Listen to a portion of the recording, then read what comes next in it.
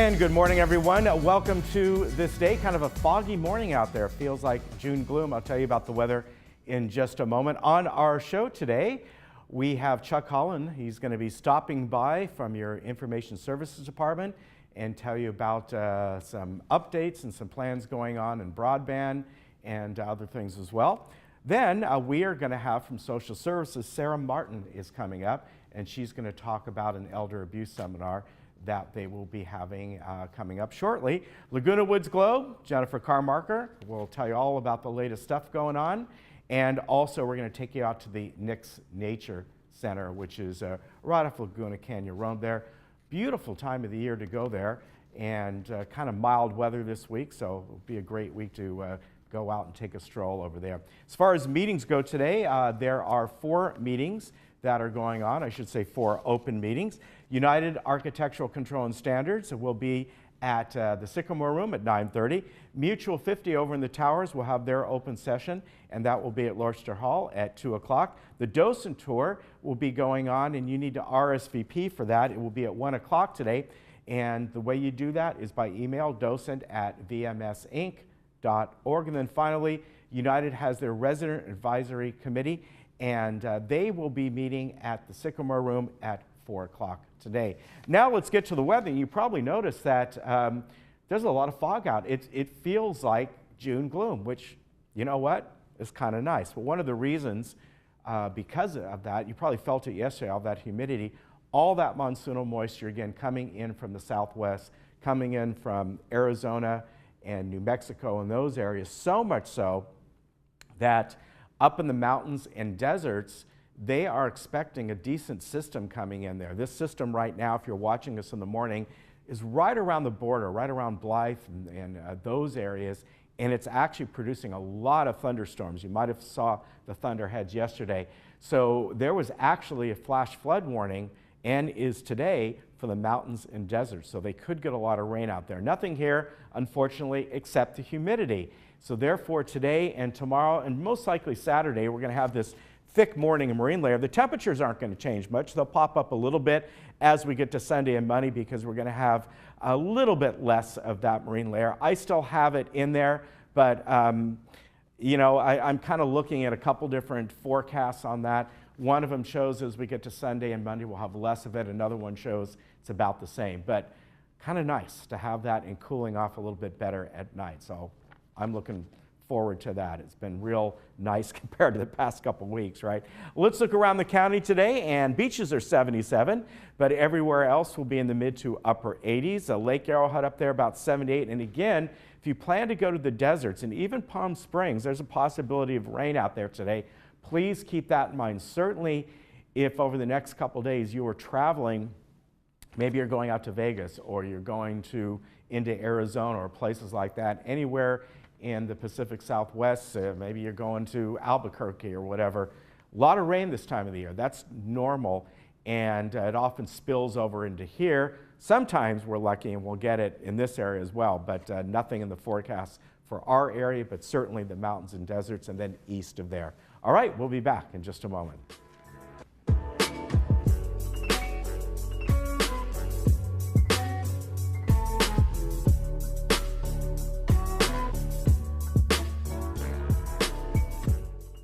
If you asked me what I wanted to be when I was a child, I would have told you a princess or an astronaut, maybe even a chef. But things change. I may not have become a princess, but I found someone who treated me like one. I may not have become an astronaut, but I still got to see the world. I may not have become a chef, but you would never leave my house hungry. The Emeritus Institute has kept my love of learning alive. Every day is a new adventure, and the Emeritus classes have made it possible to keep living out my dreams. Sign up today and begin your life's next adventure.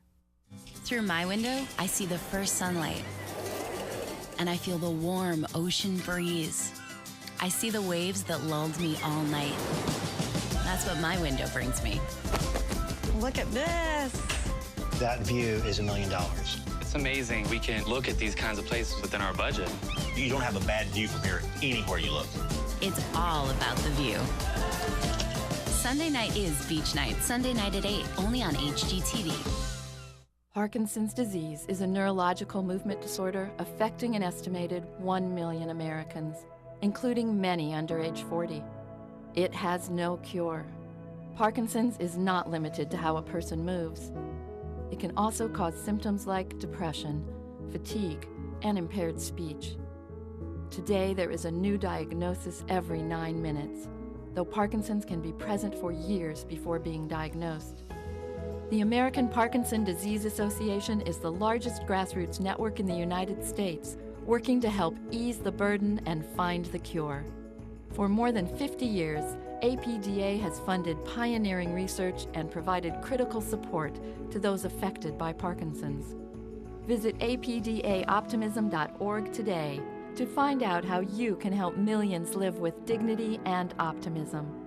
Your action today will help APDA put an end to Parkinson's disease. I'm coming for you, Cancer. With California Protons, I now have the technology and expertise to fight with unmatched precision. I'll zero in and wear you down with radiation, millimeter by millimeter. You won't weaken me. I'll spare my tissues and protect myself against future threats. Cancer, you're history. I'm looking to the future.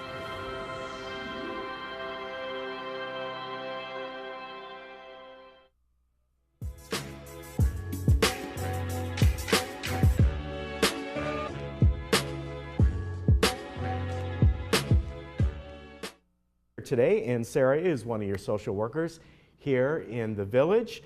And today we are talking about coming up next week, which will be the 24th on Friday. There will be a seminar, and it's called Protect Yourself and Your Loved Ones. And what this is really about, more than anything else, will be financial abuse of seniors, right? Yes. So welcome. Thank you. This is the first time that you've done one of the segments. Great to have you here today. So tell us about the overview of this, of what it's going to be about. And I know it's about kind of abuse in general, but as it says on the flyer, the main topic will be financial. Right. So this presentation was organized through the Orange County Strategic Planning on Aging Committee. So they've been doing a lot of different projects over the past couple years, and one of them is the elder abuse awareness. So this presentation is going to have kind of an overview of all different types of abuse, look at warning signs, but then there is highlight on financial abuse. And we have a pretty good panel, I think, that will be there. And one of the people who was there, she's from the Council on Aging, which is a big organization here in Orange County. And so she's specifically on the FAST team, which is the Financial Abuse Specialist team. So she's a great resource to have there. And then we'll have a couple other people as well. And I want to mention before I forget, this is at City Hall. Yes. So not here. Yeah, not here. So I want to mention that. Now, what are some of the, obviously there's scams, there's fraud and things like that. And quite often that's, the scams generally are not from family members. Right. I guess you could say some fraud is, but, the scams happen to everyone. And it's whether or not you catch what it is. I mean, I get emails all the time. Right. This is your bank, this is, we shut down your account. This is the IRS. You're going to go to jail if you don't call us back. Right. That's a big one. Yeah. So, it'll talk about common scams, what to be aware of, probably some things in that respect that people know, but also maybe some less common things, or if there is family member, how to deal with that. If you are suspecting that may happen to someone that you know, what are warning signs and what can you do to help? Because sometimes people realize it but don't know how to intervene or talk to that person or what to do after that. And the family member part can be a lot more tricky because it could be that that family member has the power of attorney because of a variety of reasons, possibly that the person's mental health isn't as stable as what it used to be. And in that case, it could be fairly legitimate, and yet the person that may have Alzheimer's is thinking, oh, my children are stealing from me. I mean, you got to wade through both sides of it, right? Yeah, and there's multiple things. There are people that are power of attorney for someone that don't have the best intentions, and that is difficult, and that's something that we as our department and a lot of different departments and organizations in the community will try to work with and see if there are any legal actions or what kind of would be the best fit. It really is a case by case. But then there's also sometimes if people have memory loss, then they really don't remember where they put something or where something went, and so they'll attribute it to whoever's around them. So you get a little bit of everything, and so it really takes kind of some going through to find out what's the case. Yeah. Now, when the speakers that you'll be having, when they talk about the scams and the frauds and things like that, what to look out for is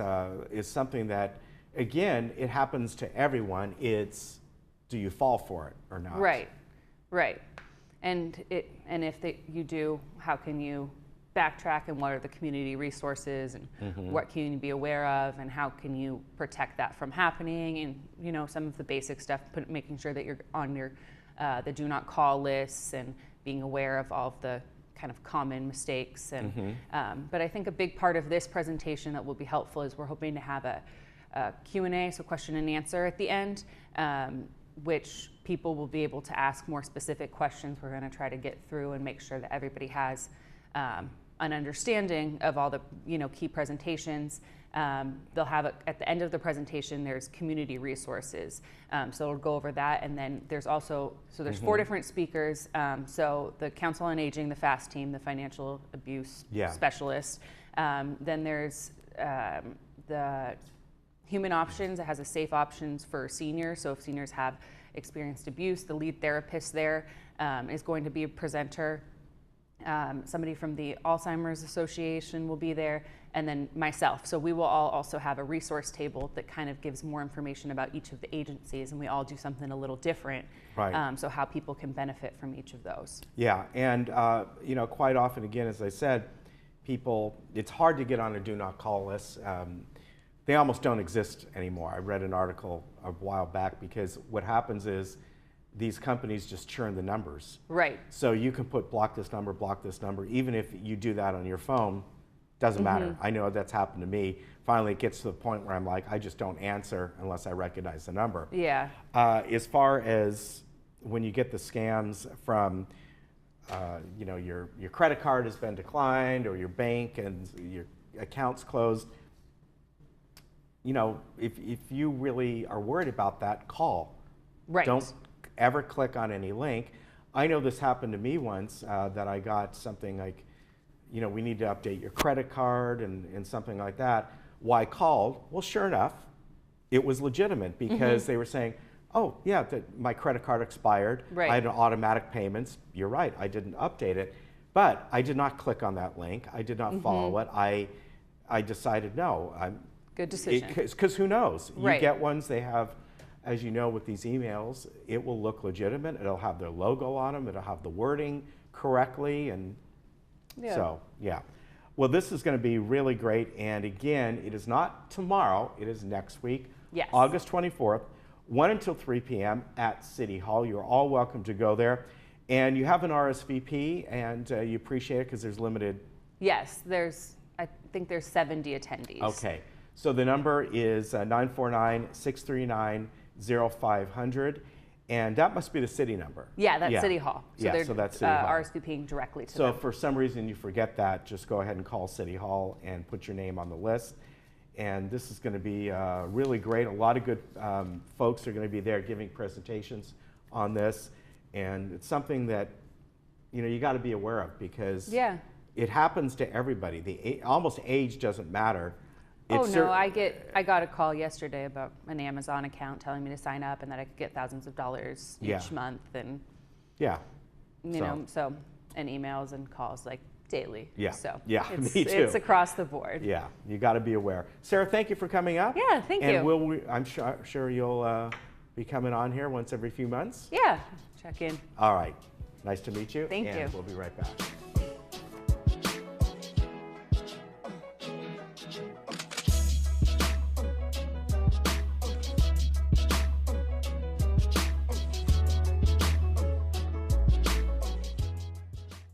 The eye care experts at Harvard Eye Associates have been treating the vision of patients in Southern California for over 30 years. As a leader in multi-specialty eye care, our doctors specialize in cataracts, glaucoma, retina, cornea, LASIK vision correction, oculoplastics, and diabetic eye care. As an approved FDA research center, our doctors offer surgical techniques and technology not available to the general public. Harvard Eye Associates, the future of vision today. Laguna Hills, San Clemente. Call 800-974-EYES.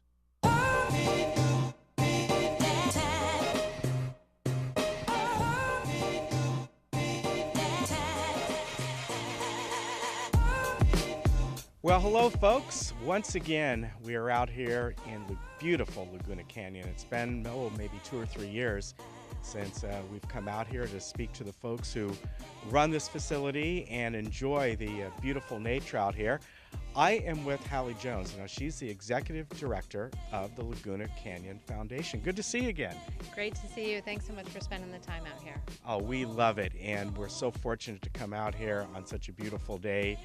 And this is so close to the community here. It's really a treasure. First, tell me an overview of Laguna Canyon Foundation. What do you folks do? Sure. So we were founded in 1990 with one goal, which was to acquire open space and make sure that it was going to be protected in perpetuity for all of us to benefit from. Our mission has really changed over the last 10 years to more one of education and stewardship. So working on the land itself, making sure that the trails are maintained, the habitat is restored, and people start to learn a little bit more about how special this open space is, the incredible wildlife we have out here, and learn what an important role each of us play in protecting it. And fortunately, right here where we're standing is the Nix Nature Center. And tell us about that. When did that get built? Absolutely. So the Nix Nature Center was named after James and Rosemary Nix, who were residents of Laguna Woods, wonderful supporters of the open space and of this facility in particular. It was built, I think it was open to the public in 2007, and it really is a wonderful gateway into the open space. It's very accessible to people of all different abilities. You can come out here, just spend some time seeing the incredible open space. You can go for some easy hikes if you'd like, or something a little bit more challenging if you're interested. Yeah, even though there's some very easy hikes right around here, which are very nice, people forget that this goes all the way down close to the beach area, so people can go up on the bluffs and all and really take some extensive hikes if that's what they want. Absolutely. We have over 42 miles of trails, and there's 22,000 acres of open space in this area, which is incredible for coastal Southern California. There's not really an area like this anywhere else in the region. It does extend all the way into Crystal Cove State Park, so you can stand on the bluffs and look at the ocean. You can go all the way from these mountains inland and spend the whole day out here. So who actually operates this facility? We're close proximity to Laguna Beach. You mentioned Crystal Cove, which of course is Corona Del Mar, Newport area. Is it you folks? Is it the Orange County Parks? Is it the cities? So Laguna Canyon Foundation really is a support organization for OC Parks. So Orange County Parks operates this facility, the Nix Nature Center, and much of this contiguous open space. Laguna Canyon Foundation exists to make their jobs easier. So we support the rangers with whatever they need help with, just kind of give them that extra bit of help, whether it's through maintaining trails or just being out, another set of eyes and ears out in the open space. And then the funding, of course, goes to what we're standing on here and the building and maintaining. And what's really important is the educational centers, right? Absolutely. So we have a Title I schools program education program, which actually brings kids from underprivileged neighborhoods, largely in Santa Ana, out into the open space to start to understand a little bit more that this wilderness exists as a resource for all of us. We also have public education. So we have free guided hikes, birding hikes, geology hikes, native plant hikes, for people just to come out and learn a little bit more about our wilderness. Yeah, we just saw a group here just a few minutes ago. Now, I also understand you are down the road, you're going to be building, or in the process of opening soon, a new administration building that may have some resources there as well, right? Absolutely. We're so thrilled about this stage in Laguna Canyon Foundation's history. For the first time, we're actually building our own headquarters in the open space, right off of Phillip Street in Laguna Beach. It's a 3-acre parcel on 100 acres of zoned open space right next to Aliso and Wood Canyons Wilderness Park. So it's going to have a native plant garden, an interpretive trail, as well as, headquarters for our restoration work and our trail work and all those good things. And I would assume that if somebody has the ability to, they could start here and end up down there, right, in a hike? Absolutely. It's a little tricky crossing Laguna Canyon Road. So if you can figure out the way to do that safely and legally, you're fine crossing the street. We definitely recommend that people stay within one side or the other of Laguna Canyon Road. So either on the Laguna coast side where we are right now, or over on the Aliso and Wood side, which is just across the road. Yeah, that's a very good tip. Now, as far as your hours here, are you open every day, year-round? So the parks themselves are open 365 days a year, with the exception of rain days. We do close for rain. They're open generally from about 8 a.m. till about sunset. Now the Nix Nature Center has more limited hours. So the Nix Nature Center is open 9 to 5, Monday through Sunday. All right, what's the website? If people want to go on and figure out how they can take part in this or maybe help out, Laguna Canyon Foundation, just Google that and they'll find it? Absolutely. Our website is lagunacanyon.org, and I also always recommend that people spend some time on ocparks.com as well, which is a wonderful website. All right, Hallie, thank you very much. It's always a pleasure to come out here. And folks, this is just right in your backyard, so it's a very easy drive to get here. And especially if you come during the week, there's usually plenty of parking. There might be a lot of school groups out here, but that shouldn't be a problem if you want to come here and visit. And great times of the year, of course, the spring and the fall. I heard the spring flowers were just beautiful. And you can come out here and take a very easy walk, not even really a hike if you want. If you want something more, the hills are all behind me here. You can spend as much time as you want. And maybe you'll meet Hallie, and maybe you'll end up helping with the Laguna Canyon Foundation. Thank you once again. Thank you so much.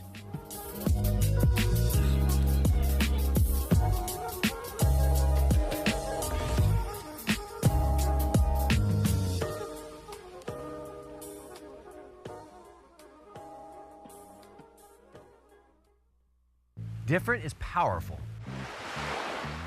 yet calming. Different is a friendly smile. Different is accepting, not judging. Different is the unexplained, left to the imagination. A day without plans, to walk, to explore, a coastal drive with no destination. Different is anything but predictable. Different can be good. At South County Lexus, you'll find different is amazing.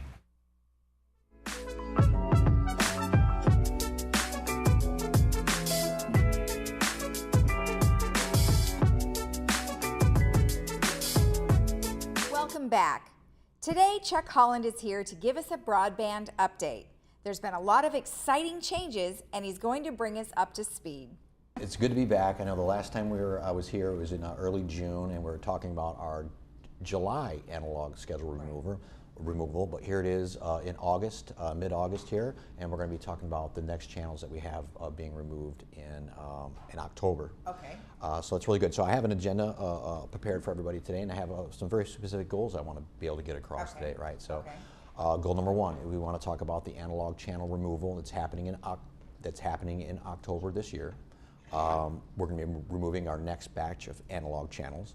The next goal that we have is we'll talk about our internet services upgrades that we've been doing over the summer. We did some very modest upgrades last summer to be able to increase some speeds, but we've done even more work this summer to make your experience even better. So we'll talk a little bit about that. We'll talk about where we're at with West Coast Internet and the cable modems that he needed to replace. Remember, there was 4,000 cable modems that they're obligated to replace by the end of 2019. I'll let you know where we're at there. We'll also talk a little bit about West Coast Internet services. What kind of services? What are they obligated to support in our community, and what they're not obligated to support in our community. So I want to clarify what West Coast Internet's responsibilities are.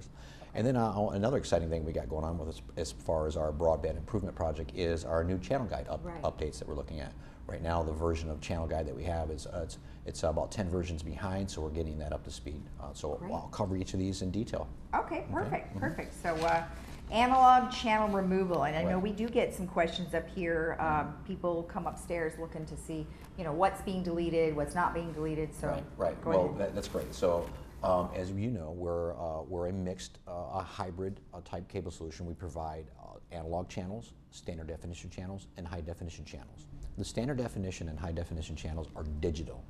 The analog channels are obviously analog. So what we're trying to do, it's no longer a requirement since 2008 to have analog channels on your network. So we're really trying to clean that up here and go to an all digital solution. So we have about 20 or so analog channels that we have left to remove. I have a list of these channels up here. There's a slide up there. You can see where you can see the actual channel name and the number. I won't read the number, but just basically, you know, C-SPAN, C-SPAN 2, ESPN Classic, ESPN Sports, ESPN 2 Sports, Fox Sports Net West, Fox Sports Net Prime Ticket, and Stars Encore. Now, we're not getting rid of these channels. These channels are already being broadcast in standard definition and high definition. They're just not going to be able to be viewed on an analog TV. Okay. People will ask, well, what's an analog TV? Well, if your TV is thicker than 3 foot and it's got a tube on the front, most likely it's an analog TV. Okay. If you have a flat panel TV, a set-top box, or a DVR, there's no impact to you. These are just for the folks who have an analog television. Okay, and then remind us again, if you have an analog TV, what are some of the things you need to do? Right. There's only 2 things you can do with an analog TV. Number 1, you can get a set-top box for $7.25 a month and plug it into that analog TV to keep it alive. Or you just have to go buy a low-end flat panel TV for a couple $100. I think that's the better investment. Well, you get a lot more when you have those types of TVs. Yeah, exactly. And they take up less space. And again, as I mentioned before, if you're going from an analog TV to a flat panel digital TV, it's going to be a much better viewing experience for you. Exactly. So those analog channels are going to be removed on October 8th, 2018. And again, if you have any questions or comments, just call Resident Services and they'll be able to answer your questions. All right, excellent. Okay? All right. The next slide I really like a lot because it kind of gives us an idea of, you know, the way it works. Right. So, so let's talk about goal number 2 here. The goal number 2 here is our internet services infrastructure updates that we've done. Right. Last year we did some pretty modest internet system upgrades to our system. They were able to triple the bandwidth for our clients. For those clients who are getting 5 megabytes down and 1 megabyte up, they're now getting 15 megabytes down and 3 megabytes up. And all the way up to our top tier service, where our tier number 4, where our residents are getting 100 megabytes down, and I do believe it's 15 megabytes up. But that's great. It was great for speed, right? So I'll refer people to this slide, and here's what we've done this summer to update to make your experience even better. Looking at this slide here, we have what it says the cable modem termination system, right? That's what we've been working on this summer. So we really call that the CMTS, the cable modem termination system. What that does, it takes our internet connection from the outside world that West Coast Internet provides to us. It brings it into our head-end cable TV plant. Okay. We have our own cable TV plant here. We don't have Cox or Time Warner. We have our own cable TV plant that the email is fed into. Once it's fed into our head end, it goes out to your homes through something called a CMTS. Okay. Earlier this year, and even like, you know, for the last, I guess, decade or so, and earlier through midsummer, we only had one CMTS. This one CMTS only could provide a certain amount of bandwidth to all of our residents. That one CMTS could only bring 8 gigabytes of capacity to all of our various nodes. And that 8 gigabytes of capacity was shared by 10,000 users. Right. So what would happen, we'd have residents, when they connect multiple devices to their network and their neighbors are all streaming Netflix on Friday, the more devices you have on the network, the slower the speed gets, okay? So we've done something really fantastic. And if we go on to the next slide, here's what we've been doing. This is very high level, very layman's term. Essentially what we've done is we've doubled the capacity of our CMTS. We were able to remove our analog channels, or the ones that we removed this earlier this year, to increase our transmission capacity, the highway. We widened the highway. Then what we've done, we added another bridge here. We have CMTS 1 and CMTS 2, right? Okay. What that has done is been able to, we doubled up the transmission components to get out there to the homes. So what that's done, what's really exciting, the original CMTS only had 8 channels. The new CMTS, each of these CMTS units have 16 channels. So now we're really increasing the highway, really widening the highway here to allow more traffic to go on the highway. We're not talking about faster speeds. What we're talking about is more devices being hooked up to the network, getting a consistent speed. Okay. So we've gone from an 8 gigabyte total capacity to an 80 gigabytes of maximum capacity just within the last 6 months. That's a lot. Now we're not piping in 80 gigabytes of data yet, but as time goes on and we have more and more internet users, more and more people watching TV through the internet, now we have the capacity to expand. So that's some really exciting stuff, and we're really hoping people at home, when they're watching Netflix and Hulu and have any kind of over-the-top service, that they're not going to get that buffering and that kind of that's lag. What I was gonna say, that kind of buffering and lag time. Yeah. You're right in the middle of a really good spot in a movie, and then it's buffering. Yeah, no, it's very frustrating, and it happens at my house frequently, but not infrequently, but it does. So I think this is something that's going to be really, really important for the community. Again, we're not raising speeds; we're just giving you the ability to have more devices with less signal. Right. Okay. So, kind of looking at this next slide, this is kind of an example of how cable modems work in general, right? Let's say I have a 30 megabyte connection and I have my TV hooked up to it. I'm getting 30 megabytes of connection, but now I'm hooking my PC up to it.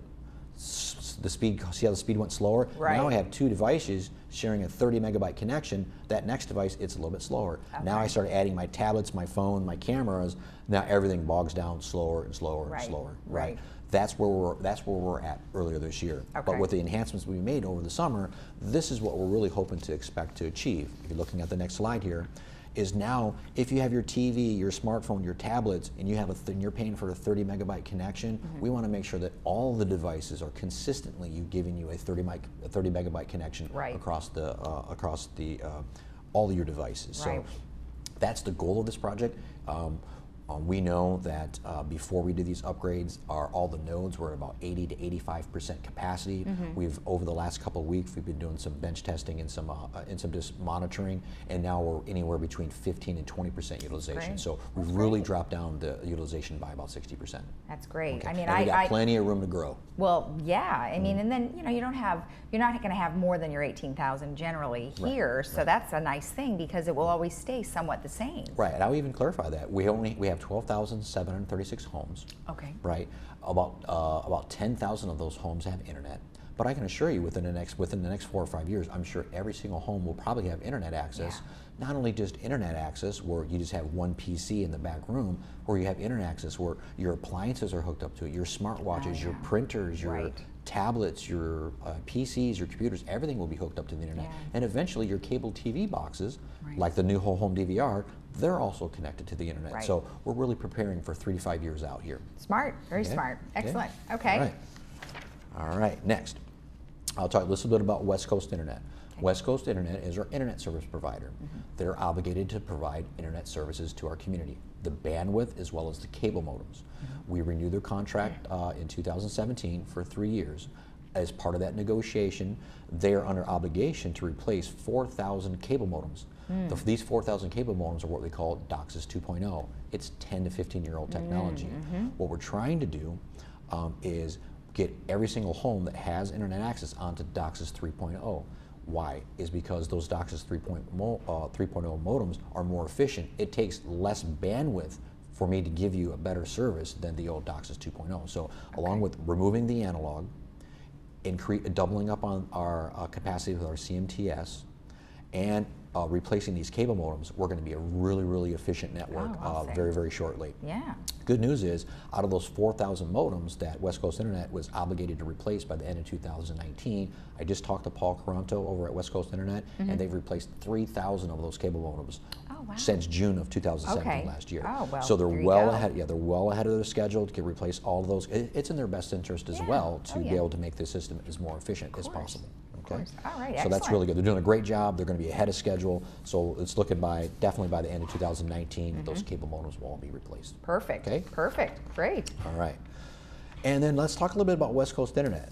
These guys sometimes they get to be the bad guy a lot of times, when folks are having problems at home with their internet connection. Their PC's not working, their smartphone's not connecting, their Wi-Fi's not working, and somehow West Coast Internet they're taking the brunt of the customer service responsibility on that. When actually it's not theirs.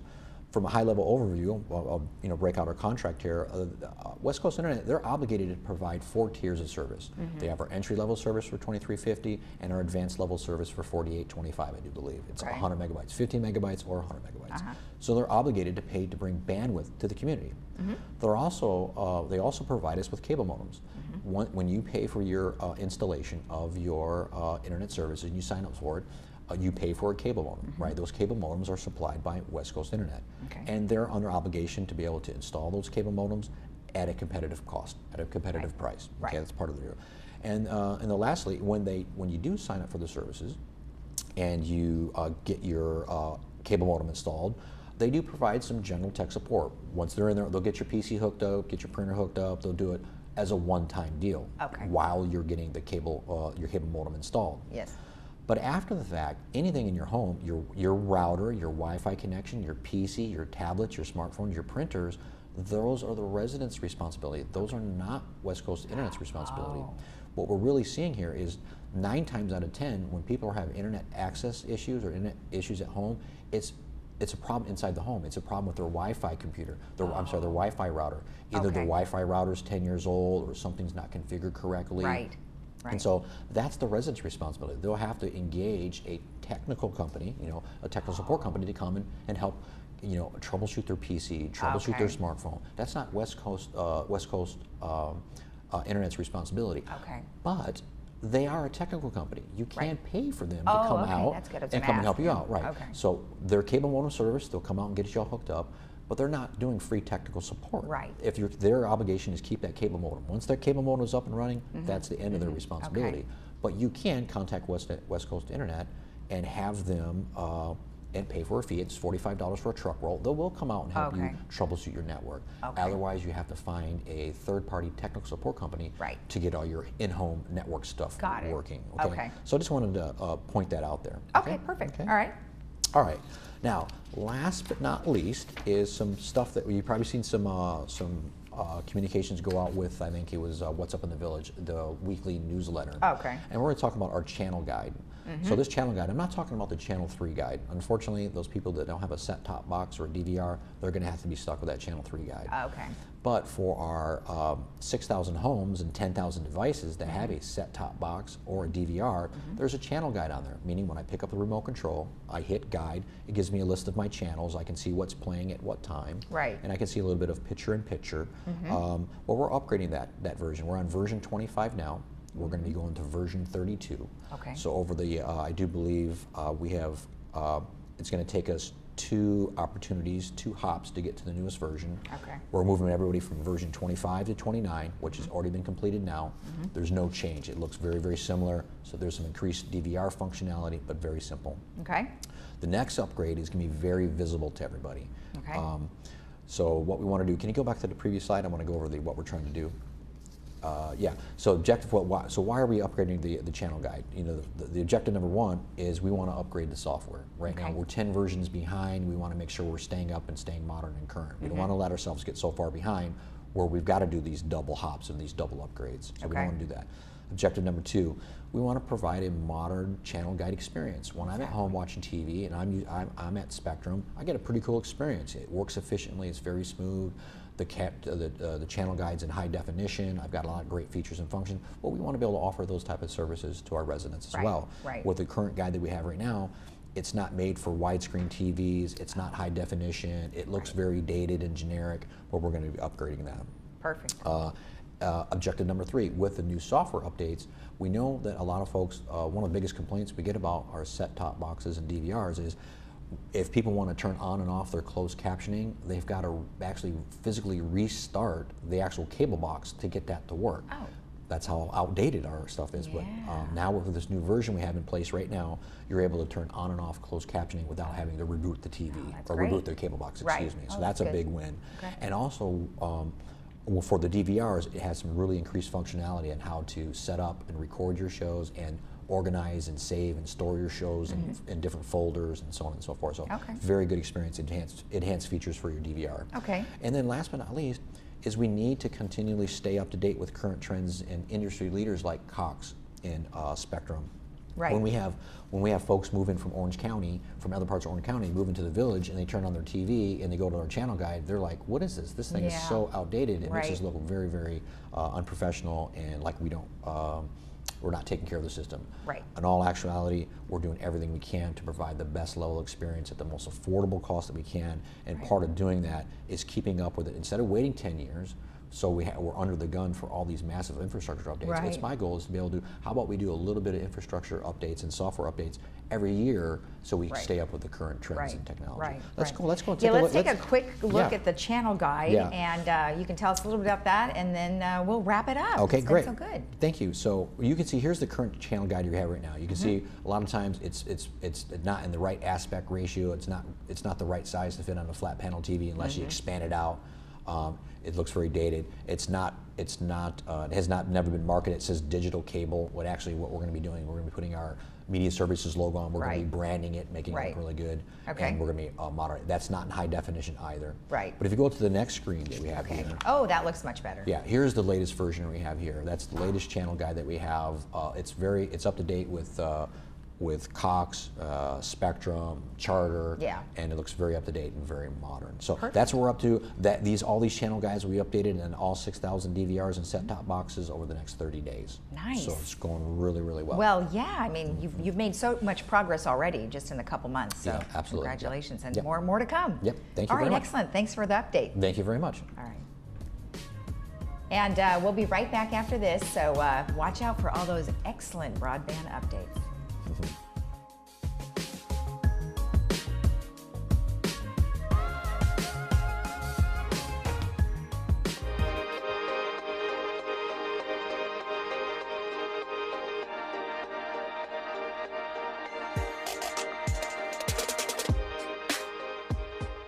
I've been with Clear Choice about 6 years now. I have my wife sitting next to me. She was tired of me seeing what all the time, and that's when we sought out a hearing specialist, and we fell in love with Clear Choice right away. The hearing aids worked great. I gave them referrals. My son's got hearing aids from Clear Choice. My neighbor's got hearing aids from Clear Choice. And in my mind, Clear Choice should be your #1 choice. Come in to one of our locations for a free hearing evaluation. Clear Choice Hearing Aid. Hear better, live better.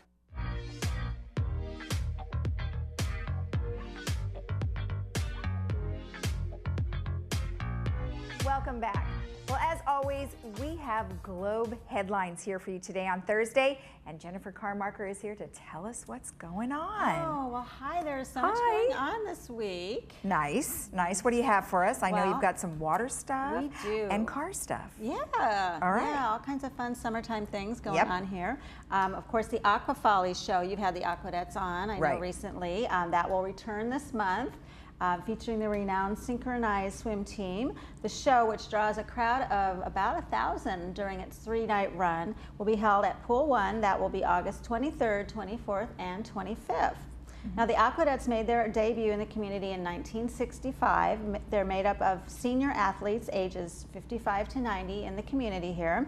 The squad has morphed from a 20-plus member team in its heyday to now 12 swimmers total.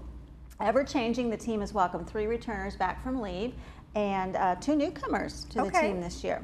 Head coach Valerie Link, she's been an Aquadette for 15 years, and she says it's gotten sweeter every year. That's awesome. Valerie says the team is getting along better, and there's a lot more cohesiveness than it once was. These women practice year-round. During the off-season, they're in the water for 2 hours a week until May, when they ramp up rehearsal and preparation to 12 hours a week. Right, right. Yeah, you know, we had them on not too long ago, and they said that the two of them have never done this before. So they had to train them and everything, but they said it worked out great, so it should be fun. Yeah, it'll be really fun. Link says the only requirements to join the team are to know how to swim and count to 8. So good. She says doing a somersault, knowing how to do a somersault helps too. That's important. Yeah, that's important. Everything after that, including sculling, pattern stunts, and even makeup tips, is learn as you go. And this year's Follies features 3 first-time choreographers. Oh, there you go. Yeah, and the music choices this year focus on songs near and dear to the performers' hearts. including a number in which swimmers perform to The Rose, sung by Bette Midler. Oh, great. Yeah, so that should be really nice. Now, the show starts at 8 p.m. That's August 23rd, 24th, and 25th at Pool 1. Doors open, or gates open at 7. And tickets are $7. They can be purchased at Clubhouse 1, 2, 5, and 7, the Community Center Recreation Department, or online at aquadettes.com. Excellent. So, looking fun. Many ways to get your tickets. So go on out there and support our gals. I know, they're really, I mean, inspirational, having a good time. Oh, they have a great swimming. time in that pool. I've been to their practices, and they're just having a blast. That's right. Well, that's good. So that'll be fun. Also, in the Globe today, we have our car show, which was held last weekend. And automobile magnate Henry Ford allegedly used to tell customers they could have any color car they want as long as it was black. So it was fitting then that a black 1913 Ford Model T was awarded the People's Choice Award at the 5th Annual Car Show. That was Saturday here at Clubhouse 2. The car was one of 46 in the show. It belongs to Jeff and Kathy Kissel of Laguna Woods. Other notable cars included a fuel cell car that runs on hydrogen, a 1923 Buick Roadster, a 1937 Ford sedan, and a 1952 Chevy convertible painted honeydew melon with a maroon interior. Doesn't that sound classy? Wow, very classy. Nice. Yes. The show drew nearly 300 people from Laguna Woods and the surrounding area, and it was followed by a concert featuring Johnny Contardo, who was a former singer with Sha Na Na. That's right. Yeah. That's right. Brad Friesen, who's the car club president, said this was definitely the best car show we've had in Laguna Woods, and combining it with the band was fantastic. That's such a good idea. Isn't that You great? know, then you have some nice fun Something music. for I guess it was like everybody. 50s music, right? I think think that's what they said. Yeah, well, so. Brad said he took requests, so nobody could stump him. Like he could perform every song in different octaves. He was really amazing. Oh, that's great. Yeah, That's so good. it I was a like lot the of fact fun. that they combined it too, so that's perfect. A lot of fun. Okay, now to some news. All right. Rates are set to increase for non-compliant co-op residents as the United Mutual Board adopted a resolution on Tuesday that will apply a $300 fee to members who have executed unauthorized after-the-fact alterations on their manners. The resolution carried 8-2 with one abstention. Village Management Services staff called for action after a notable increase in consent to work requests only for inspectors to find non-permitted projects already in process or completed by the residents. The investigation, documentation, and incident processing conducted by staff thereafter has resulted in a significant increase in staff time, hence the increase in fee. Paying the fee does not excuse the offending member of disciplinary action if deemed necessary by the board. The resolution has satisfied the 30-day notification and takes effect September 1st. Okay. And in other United news, the board unanimously voted to approve a motion that would provide supplemental appropriation of $135,000 to fund the earthquake insurance premiums in the current year. And in December, the board approved a purchase of an earthquake insurance policy with a coverage of $10 million and a 5% deductible after the approval of the 2018 business plan. So that made it an unbudgeted operating expenditure. The supplement would be pulled from the contingency fund. Okay. And the corporate members of the Golden Rain Foundation had a special meeting on Monday in which they voted to extend the terms of the trust agreement by 20 years. The weighted vote was 9,764 in favor with 1,722 opposed. The trust was originally set to terminate 60 years from its inception on March 2nd, 2024. This vote extends the trust to March 2nd, 2044. Prior to the vote, United directors Manny Armendariz and Andre Torn argued that the trust contained flaws that must be corrected before extending the date. United President Juanita Skillman countered, saying her mutual has formed a task force charged with working on changes to the trust. Juanita Skillman said, "We are very aware that this document, some 50 years old, is flawed. What we want to do is pass today an extension that gives us 20 years to look at those flaws." Third Mutual President Rosemary DiLorenzo said Third would be joining the task force once the new boards are in place in the fall. Wow, good. So, hopefully they'll be able to get it squared away. Hopefully, well, It sounds they've like got it's complicated. 20-some years to do it. Yeah. So hopefully Okay. this will give them a start. Yep. And now we come to our favorite part. We get letters. Letters. So this week, our letters have an update from Mobility and Vehicle Chair Judith Troutman on the state of the bus system. There's a letter praising United's handyman program, which seems to be really popular. Everybody likes We get a lot of letters about that. There's more letters about landscape woes. And we have this letter from Hannah Lurie, who asks, is homelessness a crime? Hannah writes, so I befriended a homeless man. This was a valuable experience at age 84 years old, a win-win situation. Hannah writes, he charged less than an agency. Sometimes he cooked, cleaned, was a handyman for myself and other village residents, and pushed me in my wheelchair when many caretakers refused. Not having a house or car is not a crime, and they don't want the burden and responsibilities we have. Now I know what freedom is. Wow. Well, she took quite a chance. She did. She did, because you just never know. You never know, and not to say. Luckily for her, it worked out well. Yep, and she, all the better for it, too. Yes. Nice. Well, thank you so much. Thank you. And remember that you guys can get your copy of the Globe on the first floor of the Community Services Building, and you can pick that up on Thursday morning at 8 o'clock. We'll be right back.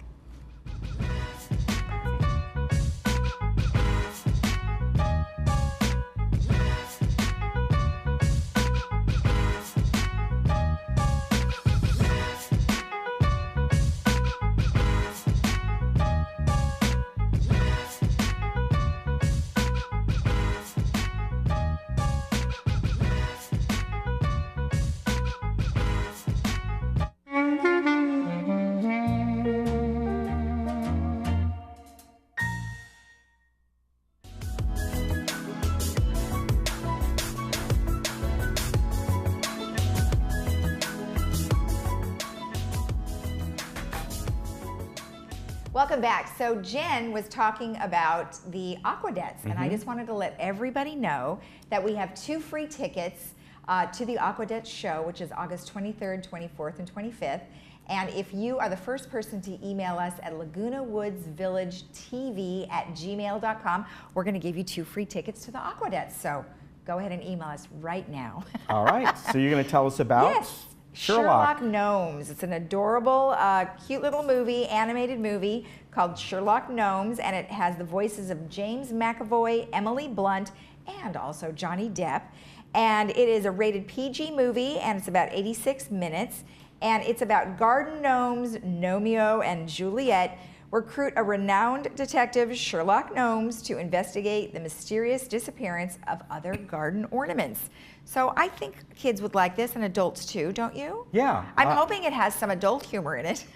It does, I think. I think it does. Okay, because otherwise it would probably be a little too young for everybody. So that's probably why we've picked it, because it does have some adult humor. And that'll be on Friday, August 17th at 2 p.m. and 7 p.m. All right. And you know, Emily Blunt, she is the new Mary Poppins, which will be coming out fun.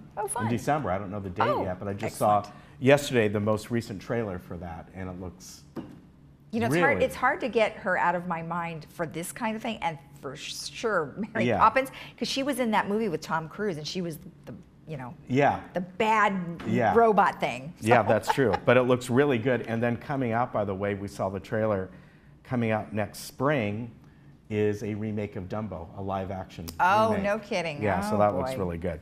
Now, our movie coming up next Monday is Last Flag Flying, and the stars Bryan Cranston, also Lawrence Fishburne, and it's Steve Carell is in this as well. Now, it's interesting because this is rated R, but it's billed as a comedy. Believe it or not, it says comedy, drama, and war. That's the. I don't know where the comedy would come into this, because it's a pretty serious matter. 30 years after they served together in Vietnam, a former Navy corpsman, Larry Doc Shepard, reunites with his old buddies, former Marines, and they reunite to bury his son, a young Marine killed in the Iraq War. So I don't know where the comedy comes into this, but that's the official description of it, and we'll see. I have not seen this movie, but it is rated R, and it's about 125 minutes, and that will be our our Monday movie. Sherlock Gnomes is our Friday That's movie. right. That's right. So there you are. Do we have time to read the other movies real quick? Yeah, we can. Okay. Why don't you read, since you had I'll the do Fridays? Friday. Okay, Yeah. so Friday, August 24th, we are bringing back Jailhouse Rock. Yeah. So, you know, that has Elvis Presley. I thought you were going to break out in song there for a second. No, I don't sing. No. So that's on August 24th. And then we have Overboard, which is August 31st. And Overboard was a movie some time ago, so this is most likely a remake. But I hear there's a twist.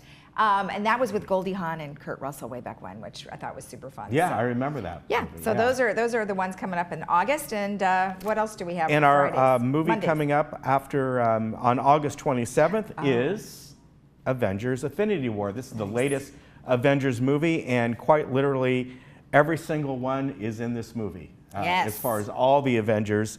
And it's really, there was Avengers Age of Ultron, there's Avengers Infinity War. This is sort of the second in the trilogy, the current trilogy, I should say, involving all the Avengers. Of course, you still have Captain America, you have all the separate movies. This one, of course, stars Robert Downey Jr., Chris Hemsworth, Mark Ruffalo, I mean, all the folks that have been in the movies, in the Marvel movies, and they all come together to battle a common foe. Yes. And I won't tell you the ending, but it certainly leads to the next movie. Most definitely. It definitely leaves you like, what's going to happen next? They could have a bunch of them. There's so many comics. And they will. Yeah. Yeah, definitely. But that will be August 27th. Okay, good. And then what's the next thing? What do you have? Which one do you have in order? I don't know if I put them in the wrong order. There's the picnic, right? Yes, we Picnic have the with the picnic PC with Club. the PC Club. Or you can stop by the lab and escape the heat. Now, it hasn't been that hot this week, but you never know. If you like old-fashioned summer picnics, don't miss the PC Club on Tuesday, August 21st, so that's next Tuesday at 5:30 p.m. The details are at the PC Workshop and the Community Center, or you can go to www.thepcclub.org to know more information, or you can pick up a flyer at the nearest clubhouse. So that sounds fun. I mean, they're probably just doing it because it is pretty warm out. Yeah, there you go. And then the New York Club is having, oh wait, you know what? I'm going to take that one off. I thought it was tonight. It was yesterday. So we don't have the New York Club. There you go. So how about our weather That one's over with. We'll go to the weather. Yeah, so the weather is going to be, as I said, really, I like this weather. It's sort of in the June gloom mode, and I like that. We are experiencing a lot of humidity out there because of all the rains, the storms that are over in the Arizona area. Okay. They're spilling over to our area to the point that they are expecting thunderstorms in the mountains and deserts today, with even flash flood warnings for them out there. Shouldn't spill over to us at all, or even in Orange County or close to this area, but if you're traveling to those areas, or if you're going towards Arizona, Las Vegas, those types of things, especially if you're driving, they have really, even this morning, they had heavy thunderstorms right along the California-Arizona border. So keep that in mind. Around Orange County today, we are going to see fairly nice temperatures, mild for this time of the year, although normal. Beaches at 77. They're actually a little bit low, but the rest of the county, mid to upper 80s. Palm Springs, 105. And again, Palm Springs could possibly get some rain today. So please keep that in mind. And for us, though, this is going to continue, and we're kind of, at least for the next week or so, we're kind of out of that real hot weather. Which well, it's a welcome relief. It's a welcome relief. Because it was way too hot last time. Yeah. Okay, so who's coming on tomorrow? We have the United Update, we have the Publishing Club, and then we have the City Council meeting report, and then Madeira is coming back to tell us about some more products. Okay. Okay. See you tomorrow. Take Have a care. good day.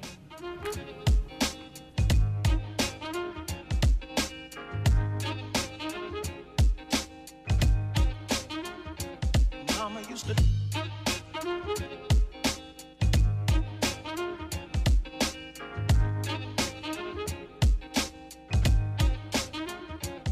Mama used to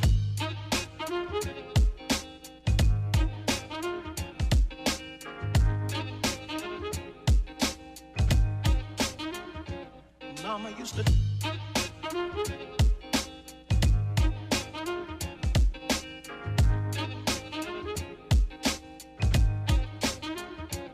Mama used to